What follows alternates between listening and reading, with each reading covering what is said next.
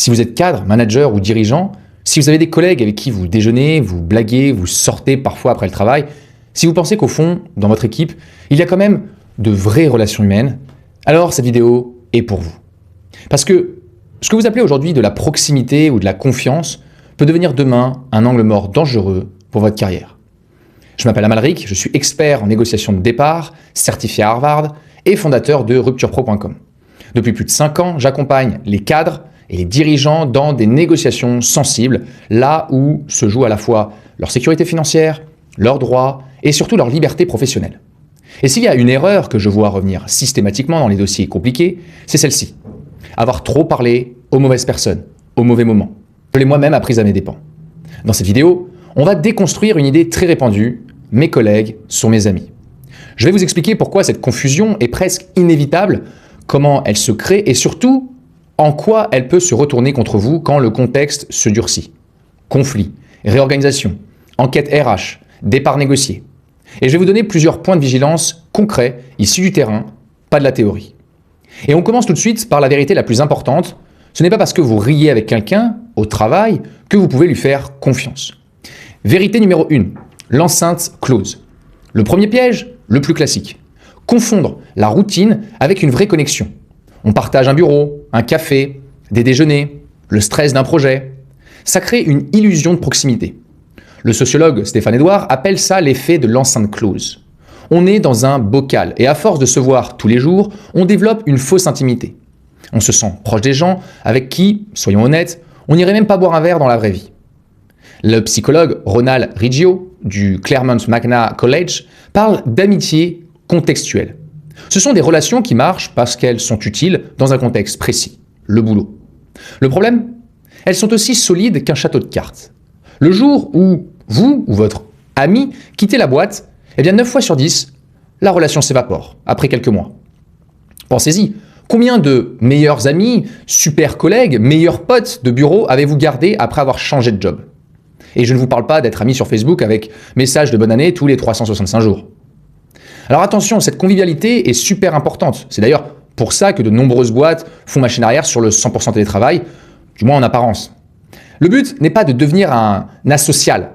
Non, c'est juste un lubrifiant social pour que le quotidien soit supportable. Mais ce n'est pas de l'amitié. L'amitié, la vraie, c'est une confiance aveugle, une loyauté qui ne dépend pas des objectifs de l'entreprise. Donc la règle simple, c'est soyez sympa, mais gardez une distance pro. Plaisantez, oui, partagez des banalités, bien sûr, mais ne confondez jamais un bon collègue et un vrai ami. Le premier vous aide à boucler un dossier à 18h ou 20h, le second vous aide à déménager un samedi sous la flotte. Donc ne demandez jamais au premier de faire le boulot du second. Vérité numéro 2. Ma trahison à 24 ans. Pour que vous compreniez bien le danger, il faut que je vous raconte. Début de carrière, j'avais 24 ans, ambitieux, un peu naïf. Je bossais dans un grand groupe et il y avait ce collègue, on va l'appeler Marc. On était hyper proches, voire inséparables. Déjeuner tous les midis, bière après le boulot, on se racontait nos vies. Pour moi, c'était simple. Marc était un ami. Un jour, réunion de projet tendue. Un directeur d'une autre division prend une décision que je trouvais complètement débile. J'étais hors de moi. Le soir, au bar, je me lâche avec Marc. Je dézingue la décision et surtout, je m'attaque à l'incompétence du directeur. J'y vais un peu fort, persuadé du classique, ça reste entre nous. Marc opinait du chef. Il était d'accord avec moi. Et il en rajoutait même. Ouais, t'as trop raison, c'est n'importe quoi. Lundi matin, je suis convoqué dans le bureau de mon boss. À côté de lui, le fameux directeur que j'avais un peu taillé. Visage de marbre, mon manager me regarde et me lance. Amalric, il semblerait que tu aies tenu des propos inacceptables sur les compétences de Monsieur X. Tu peux nous expliquer? Et là, le sol s'est ouvert. Marc avait tout répété, chaque mot. Sûrement en enjolivant un peu le tout pour se faire bien voir. Alors bien sûr, j'ai bafouillé, j'ai tenté de me raccrocher aux branches, mais les détails étaient trop précis. J'ai dû présenter des excuses, plates, presque humiliantes. Ma réputation dans le service était grillée, bien entendu. Et ce jour-là, j'ai compris. Marc n'était pas un ami. C'était un joueur sur le même échiquier que moi, et il venait de sacrifier mon pion pour avancer le sien. Cette erreur aurait pu me coûter mon poste. Il m'a surtout appris une chose fondamentale. Au bureau, la confiance que vous donnez, c'est une information. Et une information, ça s'utilise. Pour vous ou contre vous. Ne l'oubliez jamais. Vérité numéro 3. Le rôle ambigu des RH. Le troisième piège, c'est de croire que les RH sont vos confidents ou vos psys ou vos amis. C'est une illusion mortelle. Les RH n'ont qu'une seule mission, écrite noir sur blanc dans leur contrat: protéger les intérêts de l'entreprise, pas les vôtres. Alors bien sûr, leur langage est rempli de bienveillance. On parle de bien-être, de carrière, de médiation, d'avenir. Ne tombez pas dans le panneau. Quand vous allez voir les RH pour vous plaindre de quelque chose, de quelqu'un, ne faites pas confidence. Vous ouvrez un dossier. Chaque mot que vous dites est une donnée. Notée, analysée, stockée. Et j'ai vu des dizaines et des dizaines de salariés aller voir les RH juste pour parler. Et 6 mois plus tard, plan de restructuration. Comme par hasard, leur nom est sur la liste. Coïncidence? Jamais. L'entreprise sait juste que cette personne est une source potentielle de problèmes. Donc votre plainte est devenue un facteur de risque. Pire, lors d'une négociation de départ, les RH sont des pros pour retourner vos confidences contre vous. Vous avez dit que vous étiez un peu fatigué il y a quelque temps? Ils traduiront ça par un manque de motivation qui justifie la démission. Vous avez critiqué ce projet? C'est que vous êtes en désaccord avec la stratégie. Donc la règle est la suivante. Chaque discussion avec un RH est un entretien formel. Soyez factuel, professionnel, ne partagez jamais vos émotions. Si vous devez signaler un problème, faites-le de manière documentée. Mais oubliez la discussion informelle à la machine à café. L'agent RH n'est pas votre allié, c'est l'agent de la direction. 4e vérité, la politique. Sous-estimer la compétition interne. Le monde de l'entreprise n'est pas un club de vacances, surtout dans les grands groupes. C'est une pyramide. Il y a un nombre limité de promotions, d'augmentations, de postes intéressants. Et par définition, vos collègues sont vos concurrents. Même la personne la plus abordable, celle à qui vous montrez les photos de vos enfants, sera un jour en compétition avec vous. Et à ce moment-là, attendez-vous à zéro pitié. L'amitié du bureau s'arrête net, là où l'ambition commence. J'ai eu un cadre qui s'entendait à merveille avec sa collègue, bossait main dans la main.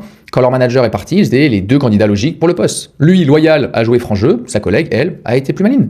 En coulisses, elle a passé des semaines à glisser subtilement les faiblesses de celui-ci dans les conversations avec la direction ou avec les RH. C'est elle qui a eu le poste, le cadre a été remercié 6 mois plus tard. Et ce n'est pas un cas isolé, j'en entends tous les jours. Ce n'est même pas de la méchanceté finalement, c'est de la stratégie. Le système encourage ça. Les évaluations, les classements, les bonus, tout est fait pour créer des gagnants et des perdants. Donc votre job, c'est pas de changer le système, mais c'est de le comprendre pour que finalement vous ne fassiez pas écraser. Ne soyez pas naïf. Collaborez, soyez un partenaire de travail exemplaire, mais gardez en tête que vous êtes sur un échiquier. Et on ne révèle jamais sa stratégie à ses adversaires. 5e vérité, les tabous, c'est ne jamais parler politique ou religion, et surtout argent. On touche à un point ultra sensible, le fric. Révéler votre salaire à un collègue est l'une des pires erreurs que vous puissiez faire. Ça ne mène jamais à rien de bon. Il y a 2 scénarios possibles. Les 2 sont mauvais. Premier scénario, vous gagnez plus. Instantanément, vous plantez la graine de la jalousie, voire du ressentiment. Votre collègue se dira que c'est injuste, pourquoi lui et pas moi? Chaque interaction sera teintée par ça. Votre légitimité sera remise en doute. Vous venez de vous créer un ennemi silencieux. Scénario 2, vous gagnez moins. Vous allez vous sentir floué, en colère. Votre motivation va s'effondrer. Pire, si vous utilisez cette info pour demander une augmentation, je sais que Paul gagne plus que moi. C'est une faute stratégique. Vous mettez votre manager dans l'embarras et vous vous passez aussi pour quelqu'un qui se compare au lieu de se baser sur sa propre performance. La réponse sera probablement un non, glacial. La politique salariale d'une boîte est volontairement opaque. Ça arrange l'employeur. En brisant ce tabou, vous vous exposez à des dynamiques toxiques que vous ne pourrez plus jamais maîtriser. Donc la règle absolue est la suivante. Le salaire est confidentiel. C'est entre vous et l'employeur. Point barre. Si on vous pose la question, une pirouette. Assez pour payer mes factures, mais pas encore assez pour le yacht. Et on passe à autre chose. Ne cédez jamais. 6e vérité, le piège des ragots. Critiquer les autres. Les commérages, radio-moquettes, les gossips. Tout ça, c'est le cancer du bureau. Participer aux critiques sur un absent est un jeu où vous êtes toujours perdant. Certaines études montrent que ceux qui participent au ragot ont bien plus de risques de devenir eux-mêmes la cible plus tard. Le Workplace Bullying Institute a démontré que les employés impliqués dans les potins sont 45% plus susceptibles d'être mis à l'écart ou désignés comme bouc émissaire. Quand vous critiquez quelqu'un à un collègue, vous croyez sincèrement qu'il va le garder pour lui? Allons, on va le répéter, c'est humain. On va le partager, sans le faire exprès peut-être. Et en le répétant, il va déformer, il va amplifier, il va se servir de tout ça pour ses propres intérêts. En plus, la personne à qui vous parlez tire une conclusion simple. Il me parle des autres dans leur dos, il parle de moi dans mon dos, c'est certain. Donc vous venez de pulvériser toute confiance possible. Vous vous êtes positionné comme quelqu'un de non fiable. Imaginez un triangle de la trahison. Ok? Vous, A, une personne, B, que vous critiquez, à un collègue, C. Le collègue C va soit répéter à B pour gagner sa confiance, soit à D pour étendre son influence. Et dans tous les cas, ça vous revient en pleine figure, mais en version amplifiée. La seule posture variable, la neutralité absolue. Quand la conversation dérape, vous avez 3 options. 1, c'est de changer de sujet. Tiens, d'ailleurs, sur le projet X, blablabla. 2, c'est de fuir. Oups, désolé, je dois filer. Et 3, c'est de couper court avec une phrase neutre. Oh, je n'ai pas tous les éléments pour en juger. N'ajoutez jamais votre voix au concert des critiques. Le silence est votre meilleur bouclier. Alors, si ces stratégies commencent à faire écho en vous, si vous voyez votre bureau d'un œil nouveau, je vous invite à faire 2 choses. D'abord, abonnez-vous et activez les notifications de notre chaîne. Je sors régulièrement des vidéos, des analyses comme celle-ci, basées sur des centaines de cas réels pour vous donner les armes pour protéger votre carrière. Ensuite, si vous sentez que votre situation est bloquée et que vous pensez à un départ, sachez qu'une bonne négociation se prépare des mois à l'avance. Si vous voulez qu'on vous aide à construire votre stratégie d'évasion étape par étape, prenez un premier rendez-vous sur rupturepro.com. Le lien est dans la description. C'est un premier pas pour reprendre le contrôle de votre carrière. Maintenant, on continue avec le 7e piège, là où beaucoup de carrières dérapent bêtement. Donc la 7e vérité, c'est la zone rouge, les événements informels. Les afterworks, les séminaires, les pots de départ, on vous vend ça comme du team building. En réalité, ce sont des terrains de chasse. C'est là que vos défenses tombent, que les langues se délient et que les erreurs fatales se commettent. Alcool, fatigue, ambiance, faussement cool. Non, le cocktail est parfait pour un dérapage. L'auteur Dan Rust, dans son livre Workplace Poker, raconte de nombreuses anecdotes à ce sujet. Un grand classique, un cadre qui se plaint de son boss après 2 verres et son collègue, soi-disant, qui utilise l'info le lendemain matin. Dans ces moments, vous êtes toujours au travail. Le décor a changé, mais pas les règles. Chaque mot est écouté, chaque comportement analysé. La critique lancée après 2 verres aura 10 fois plus de poids contre vous qu'une remarque en réunion. Et d'ailleurs, une étude de Team Stage révèle que 28% des conflits internes d'équipe naissent lors de ces événements extra-professionnels. Donc les règles à suivre sont les suivantes. Après, vous faites ce que vous voulez. Mais 1, l'alcool, on y va mollo. 1 verre ou 2 max, gardez l'esprit clair. Vous n'êtes pas là pour faire la fête, mais pour un acte de présence stratégique. 2, jamais de sujet sensible. Pas de critique, pas de salaire, pas de promotion. Parlez météo, séries, voyages, restez en surface. Limite, faites parler les autres. 3, observez plus que vous ne parlez. C'est une mine d'or pour comprendre les jeux de pouvoir. Qui parle à qui évite qui. Laissez les autres faire les erreurs. Et 4, ne jouez pas les prolongations. Arrivez, montrez-vous, parlez aux bonnes personnes et partez avant que ça dégénère. Considérez ces événements comme une extension du bureau, mais avec un niveau de risque supérieur. Votre but n'est pas de vous amuser, c'est de survivre sans faute. Vérité numéro 8. La balle dans le pied. Révélez ses projets. Ça, c'est peut-être l'erreur ultime, celle qui peut vous coûter des dizaines de milliers d'euros. Si vous pensez à quitter votre boîte et à négocier votre départ, la pire chose à faire est d'en parler à un collègue. Même votre meilleur ami au bureau. Chez Rupture Pro, c'est la règle numéro 1. Silence radio, comme dans Fight Club. Vous vous souvenez? Pourquoi? Parce qu'à l'instant où l'info de votre envie de départ fuite, vous perdez tout pouvoir de négociation. L'employeur qui sait que vous voulez partir n'a plus aucune raison de vous payer pour le faire. Il peut juste attendre que vous démissionniez finalement. La phrase qu'on entend tout le temps est la suivante. Si t'es pas content, Malric, la porte est grande ouverte, tu peux partir. Votre collègue, même bien intentionné, peut laisser échapper l'information, ou pire, l'utiliser contre vous. S'il lorgne votre poste, informez le boss de vos envies. D'ailleurs, peut-être un coup de génie pour lui. Négocier une rupture, c'est une partie d'échec. Le principe, c'est de faire croire que votre départ est une solution gagnant-gagnant. Vous devez amener l'employeur à penser que vous garder est plus compliqué que de vous laisser partir avec un chèque. Mais s'il sait que vous avez déjà un pied dehors, tout s'écroule. Donc, si vous préparez votre sortie, vous êtes un agent secret finalement. Personne ne doit savoir ce que vous voulez faire, quelles sont vos intentions. Ni vos collègues, ni votre boss, ni même les RH au début. Vous montez votre dossier en silence, vous préparez votre stratégie et vous n'abattez vos cartes qu'au moment que vous avez choisi. En parler à un collègue, c'est donner les plans de la mission à l'ennemi. Vérité numéro 9, tout ce que vous direz pourra être retenu contre vous. Il y a un concept fascinant en psychologie. Notre cerveau est programmé pour retenir bien plus fortement le négatif que le positif. Une critique, un conflit, un échec, ça ancre bien plus profondément qu'un succès. Chaque plainte que vous formulez, chaque signe de mécontentement, c'est une donnée qui est enregistrée. Pas une donnée dans un fichier Excel, mais dans la mémoire de vos managers et de vos collègues et des RH. Et ça s'accumule. Et dans une étude de la Harvard Business Review de 2018, 67% des salariés reconnaissent avoir déjà utilisé des informations personnelles reçues de collègues à des fins stratégiques. Donc, Vous avez sauvé un projet il y a 2 ans, c'est oublié ça. Mais vous vous êtes plaint de la machine à café la semaine dernière, eh bien ça c'est noté. C'est triste, mais c'est comme ça. Vous avez critiqué une décision il y a 6 mois, c'est dans la case, c'est pas un joueur d'équipe. Vous avez fait du bon travail il y a X temps, on peut l'oublier plus facilement que vos critiques. Et c'est injuste, mais c'est comme ça.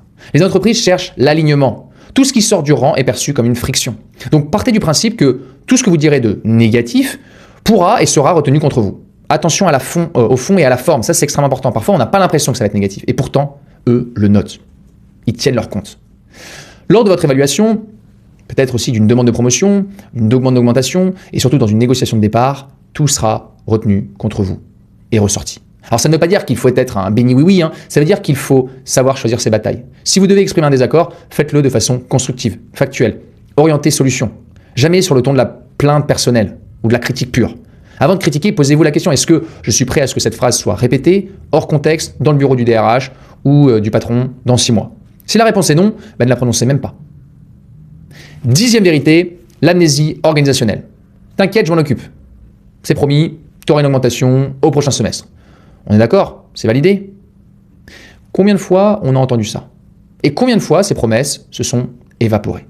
Alors comme le disait Robert Greene dans Les 48 lois du pouvoir, ne montrez jamais trop d'affection au travail. Dans le monde de l'entreprise, une seule chose compte, l'écrit. Une parole ne vaut rien, elle est soumise à l'oubli, à la réinterprétation, au déni. C'est ce que j'appelle l'amnésie organisationnelle sélective. Votre manager est peut-être sincère, mais 6 mois plus tard, le budget a changé, les priorités aussi. Peut-être aussi qu'on lui a même changé de poste. Et votre accord verbal, pouf, envoilé. La règle est impitoyable. Si ce n'est pas écrit, ça n'existe pas. Et ça vaut pour tout. Une augmentation, une promotion, des responsabilités, du télétravail et bien sûr, une négociation de départ. Donc après chaque discussion importante, envoyez un email, petit email de confirmation. Alors ce n'est pas de la parano, c'est du professionnalisme. Vous pouvez utiliser cette formule simple. Voilà, cher manager, au cher Malric, pour faire suite à notre échange, je te confirme notre accord sur tel point, tel point. N'hésite pas, si j'ai mal interprété quelque chose, bien à toi. Voilà, cet email devient une trace. Il force l'autre à valider. S'il ne répond pas, eh bien, son silence vaut souvent consentement. Et là, vous venez de transformer du vent en un engagement. Et dans les négociations qu'on mène, c'est la base. Chaque étape, chaque accord est validé par écrit. Un chèque de départ ne se négocie pas sur une poignée de main. 11e vérité, le mythe toxique de l'entreprise est une famille. Ici, on est plus qu'une équipe, on est une famille. Eh bien, si vous entendez ça, pouf, une alarme doit sonner dans votre tête. Illico presto, c'est l'une des manipulations managériales les plus toxiques qui soient, le chantage émotionnel. Une famille, c'est un amour dans le conditionnel. Une famille, c'est un amour inconditionnel. Une entreprise, c'est une transaction conditionnelle. Votre performance contre un salaire. Alors, on ne vire pas son cousin parce qu'il a une mauvaise passe. Dans une entreprise, si. Dans une famille, la loyauté est réciproque. L'entreprise, elle, exige votre loyauté, mais la sienne envers vous est limitée à votre utilité économique. Et cette rhétorique a un seul but, c'est de vous faire culpabiliser pour que vous donniez plus. Alors, on vous demandera des heures sup pour la famille. On vous reprochera votre manque d'engagement familial, si vous refusez par exemple de bosser le week-end ou de venir à des workshops le soir tard. On vous fera sentir comme un traître si vous partez de la boîte. C'est de la manipulation émotionnelle pure et simple. Ça vise à brouiller les frontières entre le pro et le perso pour vous presser comme un citron. Et ne tombez pas dans ce panneau. Votre entreprise n'est pas votre famille, c'est votre client. Et un gros client, certes, oui, ça se traite bien, mais ça reste un client. Donc vous lui vendez votre temps et vos compétences. Point barre. Rejeter ce mythe vous permettra de garder une perspective saine. Vous êtes un partenaire professionnel. Ça vous donne déjà la liberté de prendre des décisions pour votre carrière et surtout sans culpabilité. Et quand vous partirez, ce sera un pro qui termine une mission, pas un enfant qui trahit les siens. 12e vérité, le piège de la victimisation. On arrive au dernier point, le plus subtil, le plus dévastateur. Le piège de la confidence personnelle. Quand ça ne va pas dans la vie, un divorce, une maladie, des soucis d'argent, ou avec des enfants, c'est normal de chercher du soutien. Et ce collègue, ami, qui est là, à côté de vous, toute la journée, semble l'épaule parfaite. Eh bien, c'est une erreur colossale. En partageant vos vulnérabilités, vous donnez à vos collègues et à votre employeur des munitions pour vous évaluer et vous manager. Vous vivez un divorce difficile? Ok, votre manager, même bienveillant, pourrait hésiter à vous donner ce gros projet, pensant peut-être que vous n'avez pas la tête à ça. Et hop, une promotion qui s'envole. Vous avez des soucis d'argent? Eh bien, un collègue mal intentionné peut y voir un signe de désespoir et donc une personne plus facile à exploiter. Un problème de santé, ça peut créer des doutes sur votre fiabilité. Le danger n'est pas toujours une intention malveillante. Non, ce sont souvent des biais inconscients. Mais le résultat est le même. Votre vie perso est utilisée pour prendre des décisions sur votre vie pro. Les frontières sont brisées. Un de mes clients avait dit à son manager qu'il faisait une thérapie pour gérer son anxiété. Quelques mois plus tard, réorganisation, son poste est supprimé. L'argument officieux qui a fuité est le suivant. En fait, il était trop fragile pour la nouvelle structure. Et bien en fait, sa confidence est devenue sa condamnation. Ça s'est su. Et ça s'est retourné contre lui. Donc la règle, voilà, vraiment une cloison étanche entre le perso et le pro. Le bureau n'est pas un divan. Vos collègues ne sont pas vos psys. Si vous avez besoin de soutien, tournez-vous vers vos vrais amis, votre famille, ou alors des professionnels. En gardant votre jardin secret, vous protégez votre vie privée, mais surtout votre carrière. Et vous restez jugé sur la seule chose qui compte au travail, eh bien la qualité de votre travail. Donc, de l'illusion de la proximité au mythe toxique de la famille, le message est clair. Le monde du travail a ses propres règles, et ce ne sont pas celles de l'amitié. Ça peut paraître cynique, mais c'est la réalité du terrain. Et comprendre ça, voilà, ce n'est pas du cynisme, c'est de la lucidité, c'est du réalisme. Le but n'est pas de devenir une machine sans émotion, mais de protéger votre carrière, votre sécurité financière, votre paix intérieure, et par conséquence, vos proches. Soyez un excellent collègue. Oui, collaborez, aidez, soyez fiable, cordial, souriant, investissez-vous, construisez des alliances solides basées sur le respect et des intérêts professionnels communs. Mais gardez toujours une saine distance. La prudence est votre meilleur allié. Pensez à mon erreur quand j'avais 24 ans. Cette humiliation, d'une certaine manière, m'a forgé. Et aujourd'hui, grâce à cette leçon et à des centaines de négociations, je peux vous dire, la vraie liberté professionnelle vient de la maîtrise de ces frontières invisibles. Rappelez-vous, vos collègues sont des partenaires, ce sont des alliés temporaires, parfois même des concurrents. Mais ils ne sont pas vos amis. Tout le monde n'est pas votre ami au bureau. Faites bien votre travail, touchez votre salaire, rentrez chez vous et surtout, prenez soin de vous et de vos proches.